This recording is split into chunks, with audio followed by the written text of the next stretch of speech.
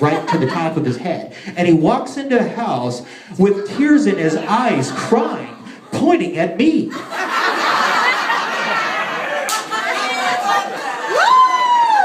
And my mother remembers this, and all I could do was just sit there with my mouth open because I had been beaten by a cleverer, a smarter, funnier, better man. This was David beating Goliath. This was Odysseus beating the Cyclops. He was just a better man at this, And come to think of it, this wasn't the first time that he had just outsmarted me. That time that I told you I had sat on him and forced him to soil himself, well, his response was to take the results of this and display it in the bathroom. Now, I was a teenager at the time, and I used to like to print myself, and at the time I was putting sun in my hair and doing all. It's back when I cared about how I looked, and at the time, Jim took this display and put it on, and put his underwear on the table. As if to say to me, look what you have done to me. I hope that you're happy. Because this is what has happened to my underwear.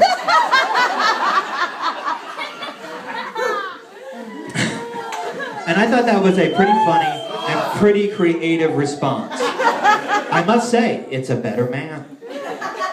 And I think, wait, there's one more. There's one more creative response I want to mention. I'm sorry, forgive me. Last one, I promise. Is that, I mentioned that it may have possibly occurred that I sat on my brother and farted on him a few times. Okay, this may have happened.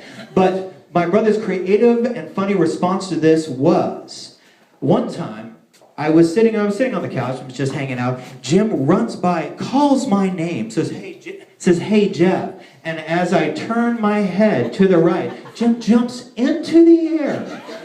And like a ballerina or an ice skater, does this kind of twist into the air. And as he does so, brushes his butt cheeks across my face and farts right into my face. It was amazing. As he does so, he does this pirouette, lands on the ground in mid-stride, and keeps running out of the room. Before I had time to even grab a pillow and chuck it at him. It was incredible. And this is part of what makes this man really creative, really funny, and just really great. And I guess, come to think of it, instead of apologize, maybe what I really want to do is take credit for everything that Jim's got.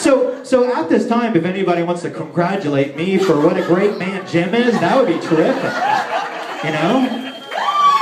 Thank you. I appreciate it. Jeffrey! I do. That is a lie. That is a lie. But what I want to say is that I am grateful, and that I am humbled, and that I'm honored to have been there to see such an interesting, funny, and creative man grow up. And this is what he has become. And when he came to me a couple years ago, and he said to me, man, I'm really nervous. Well, Jim, what are you nervous about? Because I'm dating this girl, I've met this girl, I'm dating her, and she is really funny, and she is really cool, and she is really pretty. And I said, Jim, you are really funny, really cool, and really pretty. And then I kissed him. No, I didn't kiss him. All right. I made that part up.